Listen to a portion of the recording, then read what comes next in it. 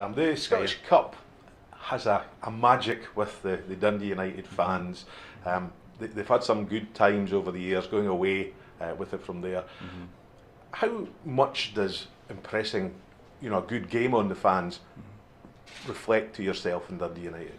Yeah, I think the romance of the cup is something that is kept alive at this football club. I think there's definitely an undercurrent where you feel that, particularly on the away days, that it's really, really important to the fans.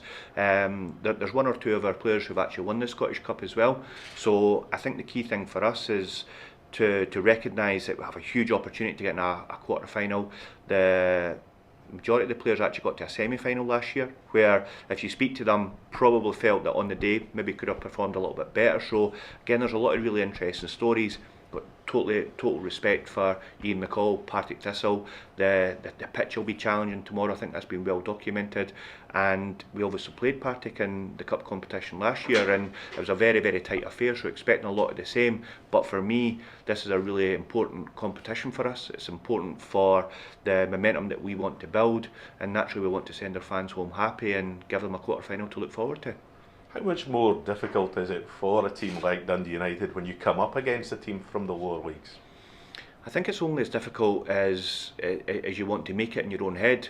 Partick Thistle are a team that we have total respect for, like every opponent, and it will really just come down to actually understanding the incentive and the recognition that there's a quarter final place at stake. So again, with the performance and the result on Wednesday night, the healthy competition, the availability of players that we've got, it really has to be a huge social motivation for us to go there, to put a performance in, to get the result and get ourselves in the hat come Saturday evening.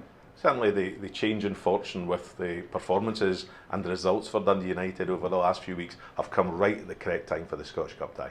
Yeah, definitely, and I talked about that previously, where if you actually look at our form pre-Christmas, injuries and COVID, every team has a spell during the season.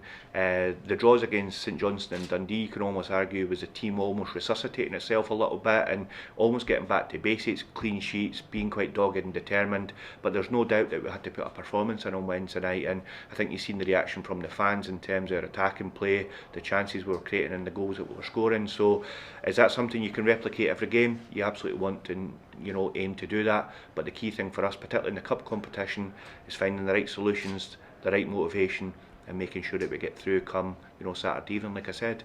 How is the team news looking for the weekend, and any injury news to report? Pretty healthy, to be honest. I think we're now on the back of a really kind of strenuous period where I think the boys have done great to pitch up, make themselves available, stay fit, want to play during a really busy period. And I feel again Saturday's no different. I think everybody's itching to play. We've got some healthy competition, and we should have Charlie Mulgrew close to being back in the squad, pushing every day to make himself available. And then there's only really Adrian Sporla and Kieran Freeman out with that, Pete Pollitt actually as well. So they're the three guys that we're kind of nursing back to full fitness.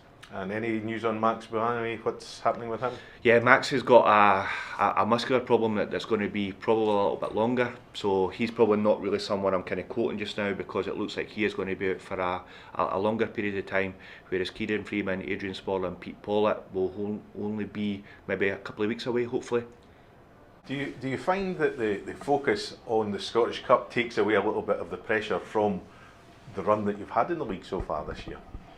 Not necessarily. I think there's always expectations, and I think we put that high expectations on ourselves to do well. So like I said, we're building confidence from the game against Motherwell, and that we just take that straight into the next game, regardless of whether it's the cup or the league. So I think we have to just continue on that kind of path.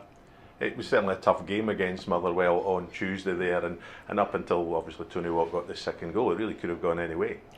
Yeah, I think I thought we were pretty comfortable with ourselves. Obviously, they had a few chances, maybe at the start of the second half with a few set pieces, free kicks, and things were kind of bouncing around. But once we got our foot in the game, I think we did well, and then confidence kind of kept building. And definitely to get that goal, Tony to put that away was good for him and good for the whole group. Omari, the way he drove in the second half and was pushing, it was really good to see, and that's the attacking football we want to do.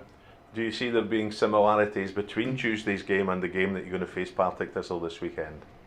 There might be some. I think we need to do, the ugly parts of the game as well, and going away from home, I think it'll be tough. Everyone's been talking about the pitch and the state of it and whether that'll be a tough thing, but we can't really worry about that. We need to just kind of worry about ourselves and our performance, and like I said, do the ugly parts of the game, and then when it settles down, hopefully show our quality and get out there.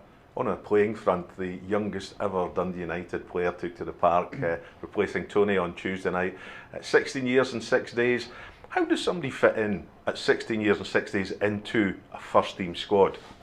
No, we were just all delighted for him. I mean, it's really impressive. I mean, I can't believe his age and the way he's competing, and you can see him how hard he's working and training every day. With the boys, I think we're all just trying to help him and give him confidence and belief. And there's been plenty of boys that have kind of come through Dundee United Academy and then had their debuts, and it's good to see for the whole club.